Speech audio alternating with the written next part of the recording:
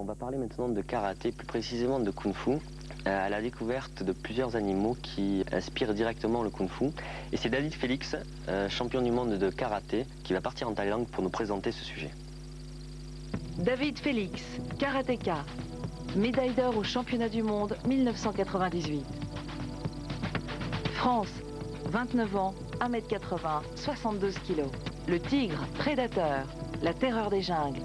Asie du Sud-Est, 2m70, 300 kg.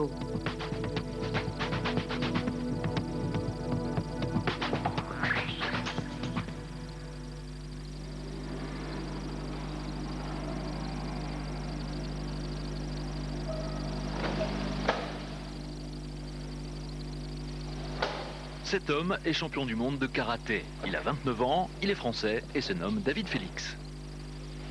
Ce chat, c'est Félix le chat. Donc comme je m'appelle David Félix, bien évidemment on me surnomme Félix le chat. Et je trouve qu'en plus l'animal représente bien toutes les caractéristiques d'un bon karatéka. La détente, la rapidité, la souplesse, la fluidité. C'est le premier séjour de David Félix en Asie, berceau des arts martiaux. Pour lui, c'est un voyage toujours rêvé, mais jamais accompli jusqu'alors, vers le monde des origines. La journée commence par une séance de tai chi, une méthode chinoise d'apaisement mental et de contrôle de soi qui se pratique traditionnellement en plein air au petit matin.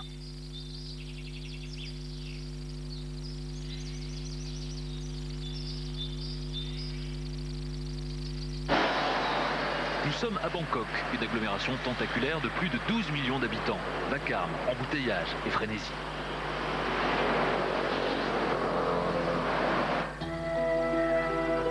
Soudain, c'est la sérénité absolue, un vrai rêve de karatéka.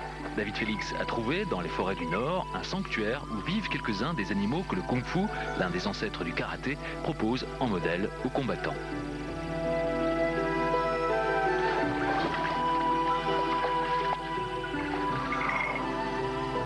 Parmi eux figure le plus redoutable prédateur de toute l'Asie, le tigre.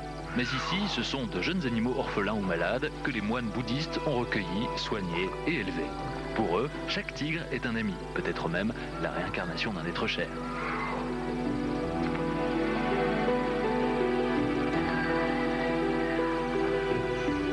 C'est dans un autre monastère, comparable à celui-ci, que les moines de Shaolin en Chine créèrent le kung-fu.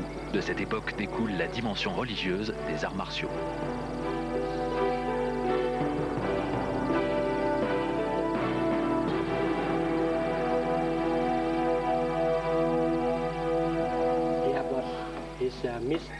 David Félix, c'est le champion du monde de karaté. Les premières formes de karaté découlent de l'observation des animaux. Je parle des animaux sauvages. Les premiers adeptes des arts martiaux décidèrent d'assimiler les vertus prêtées aux animaux. Pour la grue, humilité, équilibre, flexibilité. Pour le serpent, confiance en soi, exactitude, précision, endurance.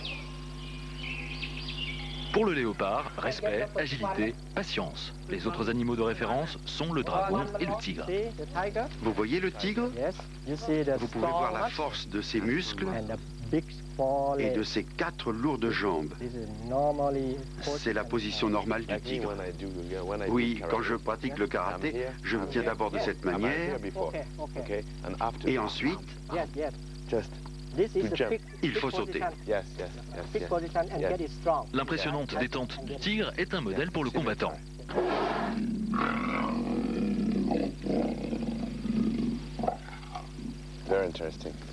Dans les arts martiaux, le style du tigre s'inspire de l'assise du félin, de la force de ses os qui peuvent encaisser des chocs très lourds, de sa capacité enfin à produire en assaut frontal des mouvements rapides et puissants.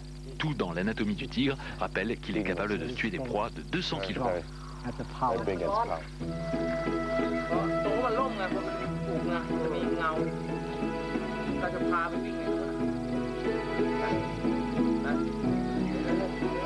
Le combattant doit aussi suivre la voie du tigre vers la détermination et la discipline.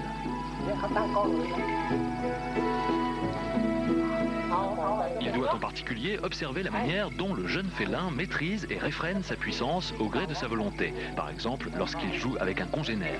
Chaque geste est alors dosé pour ne pas blesser. Le serpent, lui, offre une autre leçon. On les sent en position d'attente, prêts à bondir, prêts à jaillir. Mais cette lenteur, ils se déplacent très légèrement, ils sont très lents. Et quand ils bondissent comme ça, ils sont d'une vivacité extrême. Pour un spécialiste des arts martiaux, le style du serpent, c'est avant tout une technique de maîtrise de la respiration, le chi. Comme le cobra qui se détend, tel un ressort pour cracher son venin après une lente phase d'évaluation de la proie, le combattant doit se montrer fulgurant. David Félix va montrer à de jeunes karatékas ce que leur art doit à la nature. Les doigts pincent une épaule, la griffe de l'aigle. Le tranchant de la main fait un cercle et frappe la tempe, le serpent. Le serpent mord la tempe.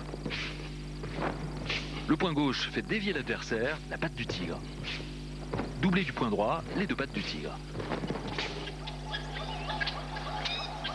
À l'image des crocs du serpent ou de la griffe d'un aigle, on peut attaquer avec la main les parties molles. Donc dans cette position-là, ici, je peux toucher les points vitaux au niveau de la gorge, ici, au niveau des yeux, donc les parties molles, au niveau ici du sternum et bien évidemment au niveau des parties, tout en ayant cette position. La main prend cette forme également, à l'image des griffes d'un aigle, et peut également attaquer bien évidemment les parties molles, au niveau de la gorge, en saisissant ici, même au niveau des yeux. Exactement à l'image d'un aigle, ici, ici aussi, voilà, dans cette position-là.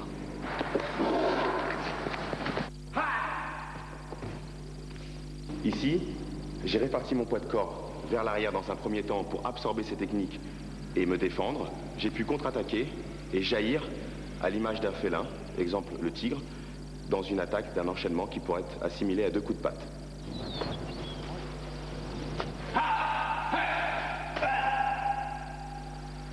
Ok, c'est une position donc inspirée de l'animal la grue, qui permet de se défendre, d'être dans une position intermédiaire dans laquelle j'ai pu bloquer ces attaques, les éviter, et en même temps je peux contre-attaquer derrière. Ok.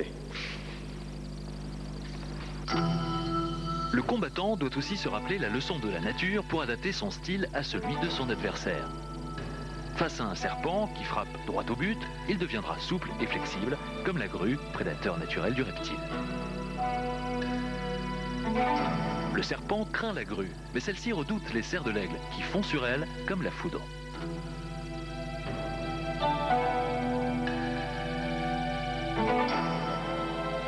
Enfin, si l'ennemi est plus puissant, comme le tigre, il choisira, comme le faisait souvent Bruce Lee, la légèreté et la souplesse du singe, qui saute et virevolte.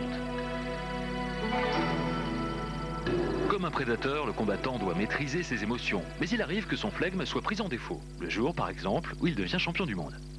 On se demande si c'est bien soi, si c'est pas un autre David Félix à qui on parle, mais surtout on pense aux jours, aux heures, aux semaines, aux mois, aux années de travail, aux années d'effort, et puis on se dit enfin on a gagné la victoire contre les autres, contre soi-même.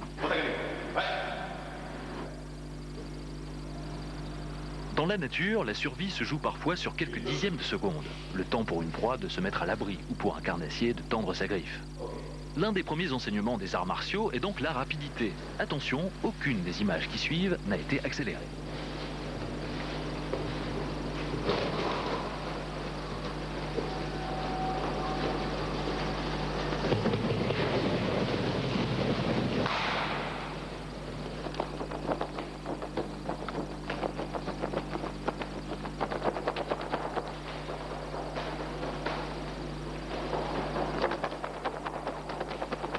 Okay. Just here. Okay. Like this, right? Okay. Le karaté requiert en outre beaucoup de précision. Les coups ne sont pas portés, mais stoppés à quelques millimètres de l'adversaire. La moindre erreur peut être fatale. Et si l'on sert de partenaire à un champion en démonstration, il vaut mieux se tenir tranquille.